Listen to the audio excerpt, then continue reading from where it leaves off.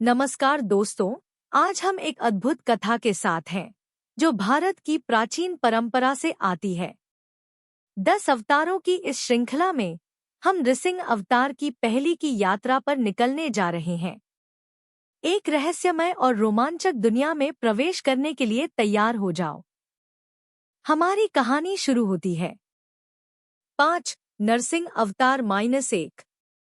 दादी, मैं नरसिंह अवतार और हिरण्यकश्यप की कहानी सुनने के लिए आया हूँ, कियास्वी ने कहा। हाँ बेटा, मुझे याद है।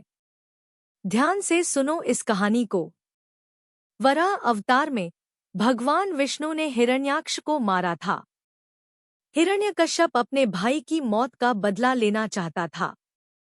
इसलिए वह जंगल में गया और भगवान ब्रह्मा को प्रसन्न करने के लिए कठोर तपस्या की। उसकी तपस्या इतनी तीव्र थी कि पूरा ब्रह्मांड परेशान हो गया। भगवान ब्रह्मा उसके सामने प्रकट हुए और पूछा, हिरण्यकश्यप, मैं तुम्हारी तपस्या से प्रसन्न हूँ। तुम मुझसे क्या वरदान चाहते हो? हिरण्यकश्यप ने भगवान ब्रह्मा के सामने नमस्कार किया और कहा, प्रभु, मैं चाहता हूँ कि मुझे प्रकृति के किसी भी तत्व से, चाहे वह हवा हो, पानी हो, आग हो, या आकाश में या पृथ्वी पर, कोई भी मानव, देवता या दानव मुझे नहीं मार सकता। नहीं मुझे किसी जानवर या पक्षी से नुकसान होना चाहिए। मुझे किसी हथियार, बाण या मंत्र से नुकसान नहीं होना चाहिए, और न ही मुझे दिन या रात में मृत्यु का सामना करना चाहिए। इसलिए मैं किसी भी संभावित तरीके से नहीं मरना चाहता। भगवान ब्रह्मा आश्चर्यचकित थे। किसी ने भी इस तरह की इच्छा नहीं की है, और न ही मैंने ऐसी इच्छा पूरी की है। लेकिन मैं तुम्हारी इच्छा पूरी करूंगा क्योंकि मैं तुम्हारी तपस्या से प्रसन्न हूँ। हिरण्यकश्यप बहुत खुश था और अपने राज्य में वापस आया। इस वरदान के कारण वह एक शक्तिशाली शासक बन गया और पापों से डरने लगा।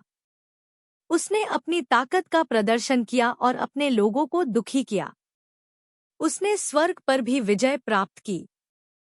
सभी देवता, जिनमें इंद्र, देवताओं के राजा, भी हिरण्यकश्यप से डर गए और स्थिति से परेशान हो गए। उन्हें पता था कि केवल भगवान विष्णु ही उन्हें इस विपत्ति से बचा सकते हैं। सभी देवता भगवान ब्रह्मा के साथ विष्णु को अपनी विपत्ति के बारे में बताने के लिए वैकुंठ पहुंचे। भगवान विष्णु ने उनकी पीड़ा सुनी और उन्हें ढांढस बंधाया। हर समस्या का समाधान होता है। धैर्य रखो और समस्या का समाधान करने के लिए सही समय की प्रतीक्षा करो। मैं सब कुछ देखभाल करूंगा। कुछ दिनों के बाद ऋषि नारद भगवान विष्णु से मिलने आए। प्रभु, मनुष्य और देवता दोनों हिरण्यकश्यप के कारण दुखी हैं। क्या उनकी पीड़ा का अंत नहीं होगा? नारद ने पूछा। नारद, प्रहलाद के जन्म का समय आ गया है। वह लीलावती, हिरण्यकश्यप की पत्नी, के गर्भ से जन्म लेगा। वह हिरण्यकश्यप का पुत्र और मेरा भक्त होगा। थोड़े समय के लिए वह तुम्हारी देखभाल में रहेगा। इस दौरान तुम्हें प्रहलाद को नारायण के मंत्र सिखाने होंगे। ऋषि नारद ने भगवान विष्णु को धन्यवाद दिया और वैकुंठ से चले गए।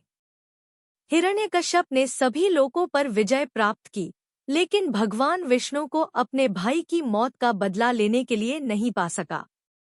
उसने अपनी गर्भवती पत्नी को छोड़ दिया और तपस्या करने चला गया। इस दौरान इंद्र ने लीलावती को पकड़ लिया।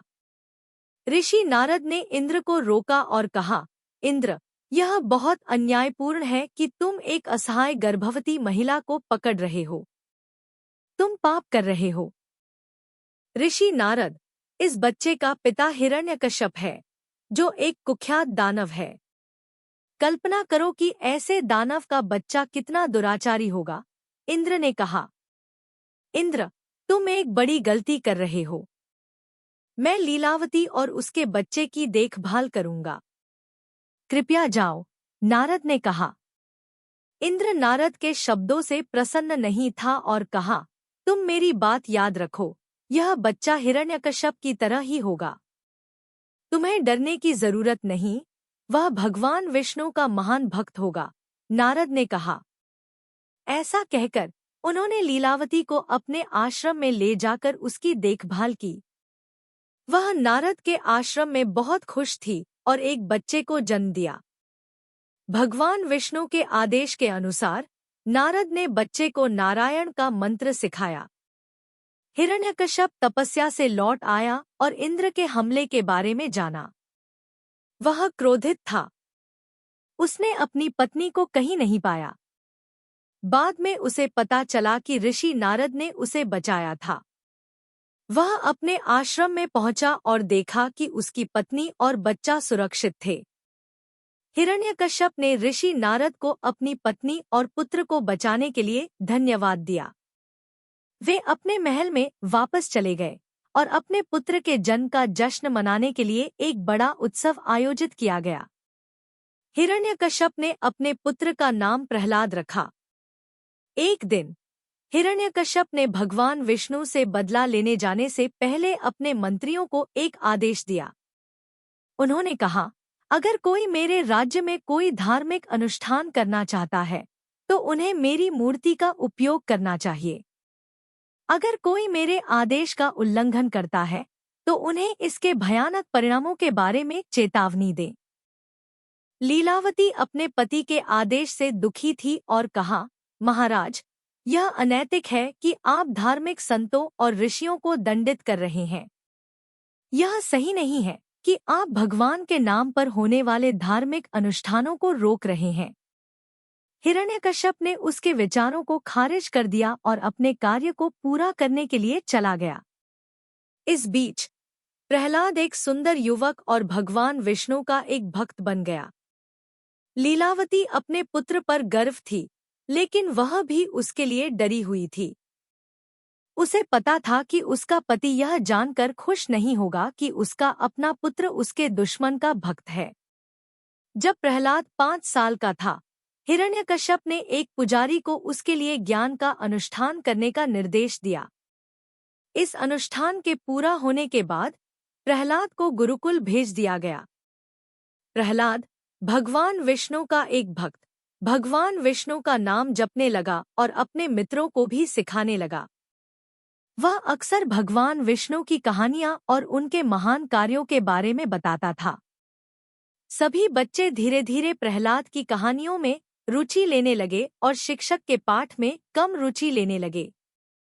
गुरुकुल के शिक्षक परेशान और डरे हुए थे। अगर राजा को पता चल जाए कि उसका पुत्र सभी को भगवान का नाम जपना सिखा रहा है तो इसके परिणाम भयानक होंगे। क्या राजा हिरण्यकश्यप को प्रहलाद के कार्यों के बारे में पता चला? उसने क्या किया? हियास्वी ने पूछा। हाँ बेटा, जैसा शिक्षक ने डरा था वैसा ही हुआ। राजा हिरण्यकश्यप ने शिक्षक को अगले दिन सुबह प्रहलाद के साथ दरबार में उपस्थित होने का आदेश दिया। आगे क्या हुआ, इसके लिए तुम्हें कल तक इंतजार करना होगा और बाकी कहानी सुननी होगी। देखें कि क्या तुम सब कुछ याद रखोगे। हियास्वी। इस कहानी से हमें सीखने को मिलता है कि सच्चाई और न्याय की हमेशा जीत होती है। आप इसी तरह की और भी कहानियों को स्टोरी वेव्स ऐप पर देख सकते हैं, जिसे आप एप्पल या एंड्रॉयड ऐप स्टोर से डाउनलोड कर सकते हैं।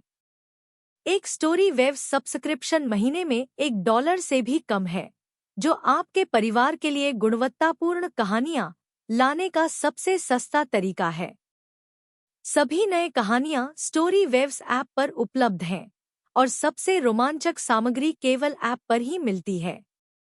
कृपया हमारे YouTube चैनल को सब्सक्राइब करें और इंस्टाग्राम, टिकटॉक और स्पॉटिफाई पर स्टोरी वेव्स को फॉलो करें ताकि आप आगामी सामग्री के बारे में अपडेट रहें।